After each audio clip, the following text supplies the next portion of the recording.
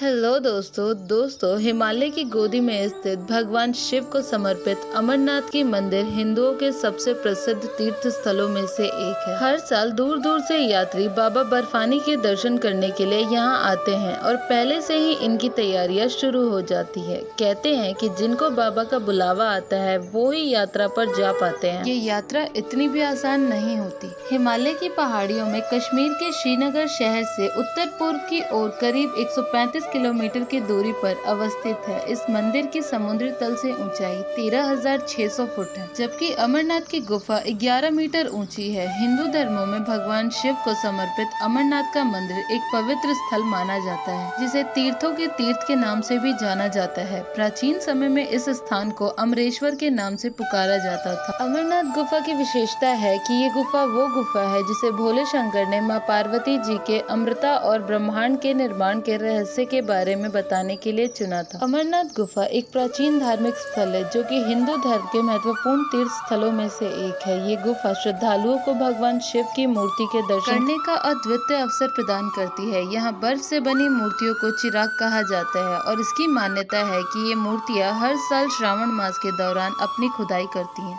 इतिहासकारों का मानना है कि अमरनाथ गुफा का इतिहास आज से 5000 वर्ष प्राचीन माना जाता है। कहा जाता है कि गुफा महाभारत के समय से मौजूद है। ये पवित्र स्थान काशी और 4 धाम यात्रा से भी अधिक महत्वपूर्ण है, जहां दर्शन करने से 1000 गुना पुण्य की प्राप्ति होती है। अमरनाथ शिवलिंग को बाबा बर्फानी के रूप में भी जाना जाता है, क्योंकि भगवान शिव का रूप बर्फ से ही यहाँ प्रकट होता है। ये एक स्वयंभू शिवलिंग है, अर्थात स्वयं प्रकट होने वाला। अमरनाथ की कथा के अनुसार भगवान शिव ने माता पार्वती को इस स्थान पर कहानी या मंत्र सुनाया था, जिसका संबंध अमृता प्राप्त करने से था। भगवान शिव अमृता की इस कहानी को किसी को सुनाना नहीं चाहते थे, इसीलिए उन्होंने एक स्थान चुना और उस दिशा पर चल पड़े। अपने इस मार्ग में उन्होंने अपने द्वारपाल, बैल, नंदी, सर्प, चंद्रमा और अपने पुत्र गणेश समेत सभी का त्याग कर दिया। इतना ही नहीं, इन सभी का त्याग करने के साथ ही उन्होंने पंच तत्वों का भी त्याग कर दिया। भगवान शिव के त्याग से ही ये पता चला कि वो वाकई में अमरता की इस रहस्य को सभी से दूर रखना चाहते थे। अगर ये रहस्य सभी को पता चल जाता तो आज प्रकृति की संतुलन बिगड़ सकता था। इस प्रकार सभी का त्याग करते हुए भगवान शिव माता पार्वती को लेकर अमरनाथ गुफा पहुँचे और उन्हें अमरता की कथा सुनाई। अपनी कथा को सुनाने से पूर्व उन्होंने यह सुनिश्चित किया कि उस गुफा में कोई भी मौजूद ना हो, लेकिन इसके बावजूद उस स्थान पर सूक नामक पक्षी बैठा था, जो उस कथा को बड़े ही ध्यान पूर्वक सुन रहा था। भगवान शिव ने माता पार्वती जी से कहा कि मेरे कथा सुनाने के दौरान तुम बीच बीच में हुंकार भरती रहना, ताकि मैं निरंतर कथा सुनाता रहूं। भगवान शिव ने अब कथा सुनाना शुरू कर दिया और देवी पार्वती हुंकार भरती रही, परंतु एक समय ऐसा आया जब माता पार्वती जी को नींद आ गई। शिव ने कथा सुनाना जारी ही रखा था तो पक्षी हुंकार देने लगा। इस प्रकार भगवान शिव को संदेह हुआ कि कोई और उनकी कथा सुनकर हुंकार भर रहा है। इसके बाद भगवान शिव उस पक्षी को मारने के लिए उसके पीछे दौड़ पड़े। तब तक वो पक्षी बहुत ही ज्यादा ज्ञानी बन चुका था। अपने ज्ञान के बलबूते पर वो पक्षी माया का सहारा लेकर व्यास जी की पत्नी के गर्भ में धारण हो गया था। सबसे आश्चर्य की बात कि वो शुल्क नामक पक्षी व्यास जी की पत्नी के गर्भ में लगभग 12 वर्षों तक रहा। ये देखकर भगवान विष्णु ने उसे बाहर आने का आग्रह किया। तब जाकर वो पक्षी सुखदेव के रूप में पैदा हुआ और सन्यासी बन गया। अमरनाथ गुफा में अक्सर एक कबूतर का जोड़ा दिखाई दिया करता है। ऐसा माना जाता है कि ये कबूतर अमर है, क्योंकि किसी के अनुसार वे शिव के गण हैं, जबकि कुछ का मानना है कि उन्होंने भी भगवान शिव की अमरता की कहानी सुनी थी। कबूतर की अमरता के बारे में इसीलिए कहा जाता है कि अमरनाथ के पूरे इलाके में भारी बर्फबारी होती है और इतने ठंड के बावजूद ये जोड़ा हमेशा वहाँ मौजूद रहता है। अमरनाथ गुफा के बारे में ऐसी मान्यता प्रचलित है कि यहाँ आने वाले हर भक्तों को मोक्ष की प्राप्ति होती है और मृत्यु का भय भी समाप्त हो जाता है। तो दोस्तों, ये था अमरनाथ गुफा के बारे में कुछ अनसुनी बातें। आपको जानकर कैसा लगा हमें प्लीज कमेंट बॉक्स में अपने आंसर जरूर बताइएगा, और वीडियो अच्छी लगी हो तो वीडियो को लाइक, कमेंट और शेयर, और चैनल को सब्सक्राइब करना प्लीज मत भूलिएगा।